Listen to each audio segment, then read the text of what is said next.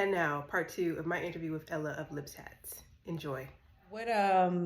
What's next for Lips Hats? And I know you talked about this a little bit when we first started, but where are you looking to go now? Yeah, I think I'm still evolving. I never thought that after being in business in 30 years that um, I would still be interested and passionate about what I do, but I am. It's ever evolving. I'm ever learning about the online platform. I want to learn more about textiles. I Okay. want, you know, uh, using materials. I do felt hats, but I don't Right. necessarily make the felt. So it would be hmm interesting to do that. hmm Okay. I'm interested in the craft of it, but then Yeah. I'm also interested in the business side of it to expand hmm into other arenas. So Okay. I would love to see living in perfect style expand into what the original idea was, Right. The lifestyle. the lifestyle. And Got I it. couldn't tell you what that actually means to me at the moment. Okay. It's just that it's a thought that's growing. Yeah. Uh, we don't know everything, and Right. I don't know every direction that I go in. How I've managed my life is just to flow hmm with creative impulses. hmm I'm not someone who really is. I set a goal, and I'm like, oh, that's what I'm going to do. Yeah. But it's just a creative impulse. It's a direction that feels good, hmm that fills my passion, my desire, Yeah. that fills my spirit. hmm That's the direction I'm going to go in. And I love that. I've heard that. And the woman I interviewed in December, Debbie Martine of Martine's Dream, basically said the same thing. She's also not a planner per se, but she's flowing with her creativity, and it's created a business that's successful. And that's I hear the same thing from you, which I feel is so important. I'm starting new. Although I've been a journalist, I studied journalism, but this is something new for me in terms of the fashion aspect of it, but I love fashion, always have, and I'm charting my course. So to hear that again from someone who's been you've been in your business for, you said, over 30 years and it's Yeah. successful. Um, I was going to ask what advice would you give to people watching this? But you just said it, it's, Yeah. it's living Follow in your your purpose. passion. Yeah, it's Yeah. following your passion.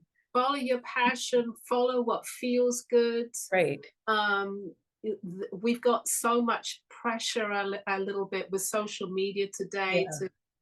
to, at certain points in your life, oh, I should have achieved this, or I should be doing that, or this person is blowing up over here, I should be Mhm, doing that too. mhm. No, it's like it's very individual. If you're a Right. true artist, or even just life in general, it's follow your passion, follow what feels good, and just that's the best way, I think.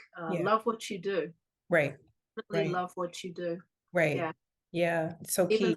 yeah, you might have this voice on your shoulder that's talking to you like, "Yeah, you should be doing this. You should Right. be." Yeah, but Yeah. but Yeah. listen to your heart. Right. Right. It leads you in the right direction. So talking about, the textiles, how do you select the textiles and the fabrics that you use to make your hats? Is it also just, inspiration, the Um, fabric, the so feel of things? so I have a winter season and I have a summer season. So the winter season is all about felts.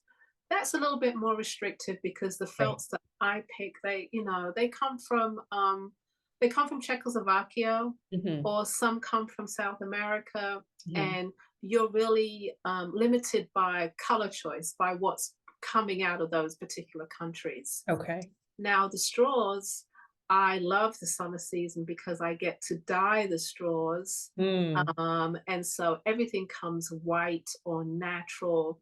And again, it comes out of South America, some comes out of Europe, some comes out of China. mhm. And straws, when I talk about straws, it can run the gamut of like natural fiber grass straw, or Mhm. it can be recycled paper, but Okay. it's something you get to play with. And I'm always looking for different things. That's like a yearly search. Hmm. Like every year, like, oh, what can I find that's different? Right. How can I dye it to fit in with the brand? Because there is a brand right now. There Hmm. is a flow. There are particular shapes and designs that are particular to Lips hats. So it's definitely keeping the staples, Right. making sure that that's consistent, Hmm. making sure the quality is high. And then there's also experimentation, and that's the Hmm. artist part that enjoys, uh, that I enjoy, Hmm. just experimenting. Like, okay, for instance, I dyed some yellow straws today, Hmm. but then it's like, okay, I could mix that with some oranges next week Hmm. as they dry and play with those color combos. Right. So that's the fun part.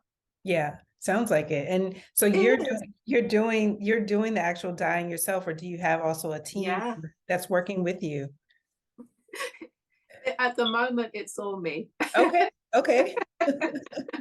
It's all me. Yeah. Got it. Have you had a team in the past?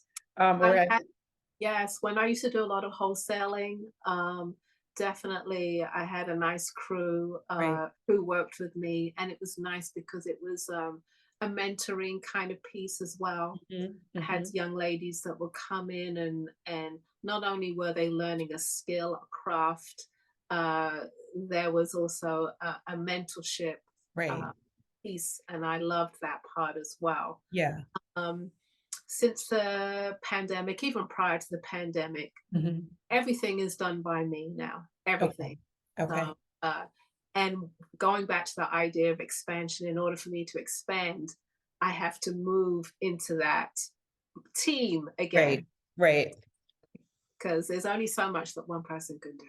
Right. Right. And are you finding, and have you found in the past before the pandemic, just a lot of interest in being a milliner and, designing hats? And Uh, that you talked about the mentorship of it, part of it.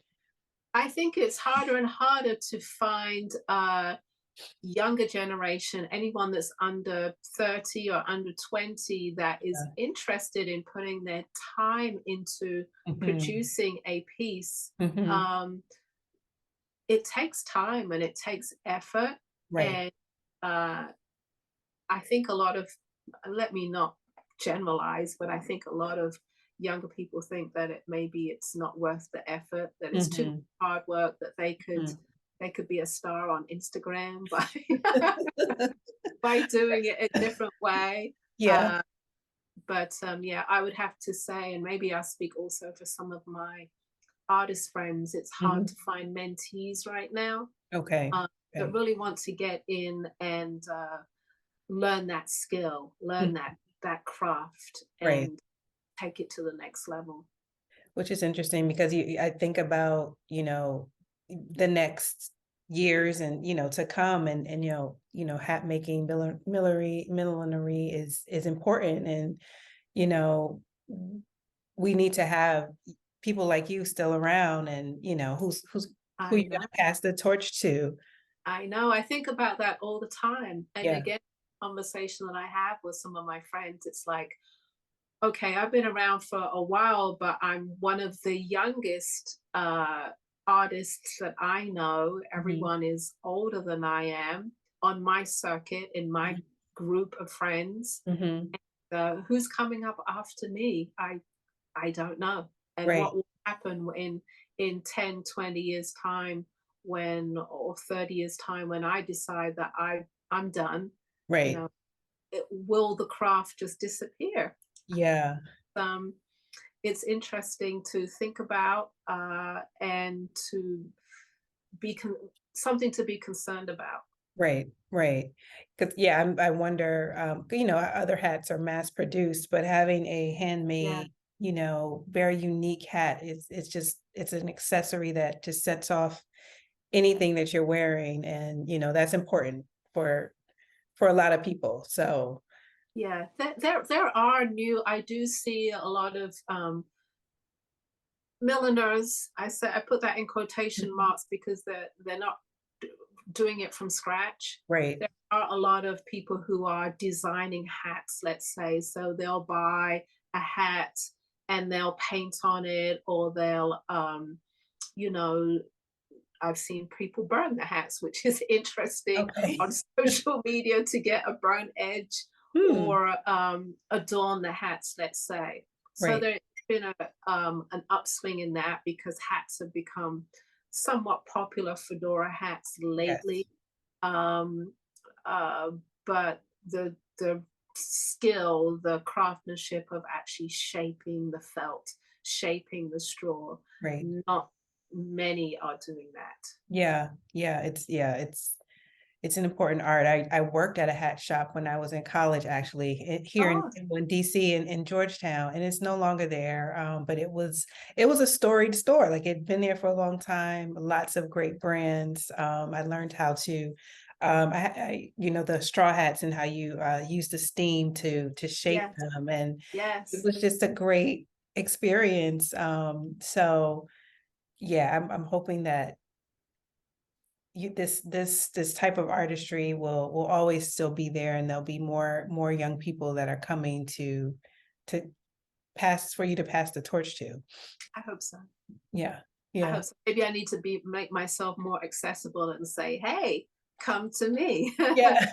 Who knows? You Who know knows? what? And would have you, I know, because you talked about the mentorship of pre-pandemic and you have the Black Artist Marketplace. Maybe that's something, I just thought of this, for yourself and the other artists that you feature to, I don't know, maybe create kind of like an internship for young people who maybe they like what you all do, but they're not quite sure of, you know, how it'll translate into you know, a profession. So I don't know, maybe that's something to think about, to Yes. offer, you know, some type of mentorship or apprenticeship.